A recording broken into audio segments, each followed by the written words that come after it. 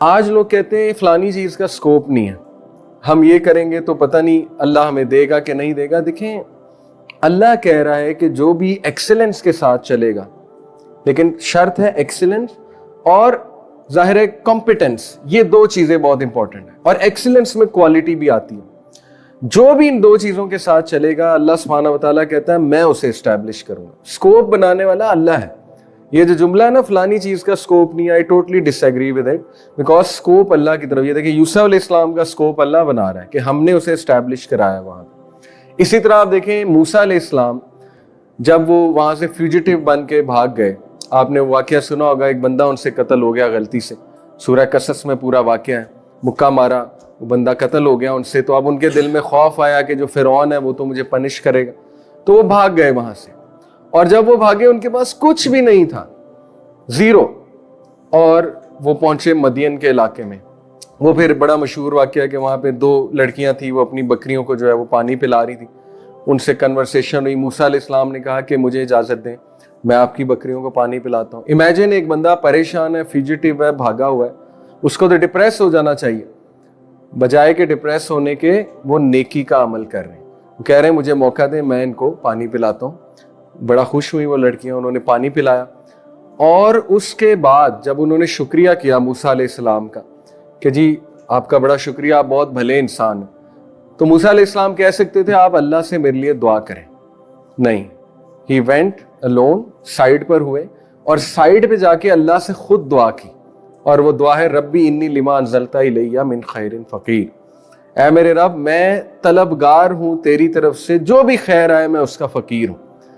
اور تفسیر میں آتا ہے, ہسٹری اس بات کی گواہ ہے کہ اس دعا کے نتیجے میں موسیٰ علیہ السلام کی شادی بھی ہوئی, موسیٰ علیہ السلام کو گھر بھی ملا, موسیٰ علیہ السلام کو روزگار بھی ملا, اور موسیٰ علیہ السلام کو اولاد کی نعمت سے بھی اللہ نے نوازا.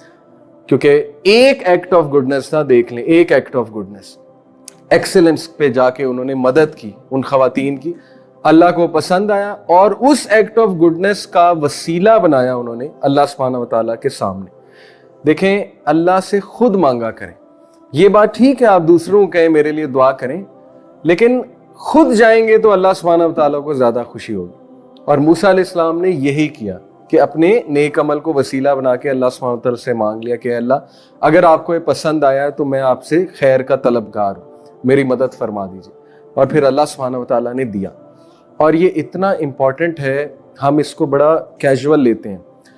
آپ دیکھیں کہ اتنے بڑے بڑے لیسنز ہیں ہمارے لیے, اور یہ لیسنز اگر ہم سیکھ لیں اسی ایج میں جو گروتھ کی ایج ہے تو ہمارے لیے بہت فائدے مند ہے. یوسف علیہ السلام نے, آپ کو پتہ ہے کہ 2 لوگ تھے, ان کی ڈریم انٹرپریٹیشن کی, اور پھر وہ دونوں کو رہائی مل گئی جیل سے, جیل کا واقعہ ہے. تو ان لوگوں کو انہوں نے کیا کہا تھا کہ جاؤ تم جا کر, ان میں سے ایک جو ہے نا بادشاہ کا درباری تھا, اسے کہا جاؤ بادشاہ کو جا کر میری صفائی پیش کرو کہ میں برا نہیں ہوں, یا میں نے یہ عمل نہیں کیا, اور میں غلط جو ہے ناانصافی سے جیل میں ہوں. آپ کو پتا ہے جب وہ شخص وہاں گیا تو وہ بھول گیا, اس کے ذہن سے بات نکل گئی کہ میں نے بادشاہ سے کرنی ہے. اور روایات میں آتا ہے, اس پہ تھوڑا اختلاف ہے لیکن چلیں, روایات میں آتا ہے کہ 7 سال مزید یوسف علیہ السلام جیل میں رہے. اور یہ کس لیے تھا؟ سورہ یوسف میں اللہ نے کہا کیوں؟ کیونکہ یوسف relied on that person, did not make dua to us. دیکھیں جو بندہ جتنا اللہ کے قریب ہے نا, پھر اس کا ٹیسٹ بھی بہت زیادہ ہے. پھر اللہ سبحانہ و تعالیٰ جو ہے نا وہ چاہتا ہے کہ یہ دوسروں سے ڈیٹیچ ہو کے صرف مجھ سے مانگے, اور یہ صرف مجھ پہ ریلائی کرے. اور یہی عین توحید ہے کہ ریلائنس اللہ پہ ہے. کوئی بھی انسان مجھے رزق نہیں دے سکتا ہے, سکسیس نہیں دے سکتا ہے. جیسے ہی آپ نے کسی انسان پہ ریلائنس کی, ایک ہے شکریہ ادا کرنا, وہ بالکل ٹھیک ہے. نبی صلی اللہ علیہ وسلم نے فرمایا تم میں سے جو لوگوں کا شکریہ نہیں کرتا وہ اللہ کا نہیں کرتا. That is fine.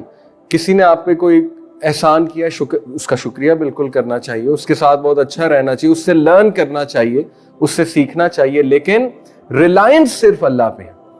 اور اگر اللہ پہ نہیں ہوگی تو پھر اللہ ہمیں لوگوں پہ ڈیپینڈنٹ کر دے گا.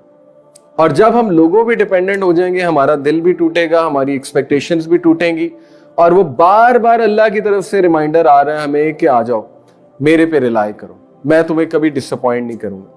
تو جن لوگوں سے اللہ محبت کرتا ہے نا, ان کے دل بہت ٹوٹتے ہیں, ان کی ایکسپیکٹیشنز بار بار ٹوٹتی ہیں. اس سے ڈپریس نہیں ہونا ہے. یہ تو اچھی بات ہے کہ اللہ کہہ رہا ہے کہ بھائی میرے پہ ریلائی کرو, کم بیک ٹو می.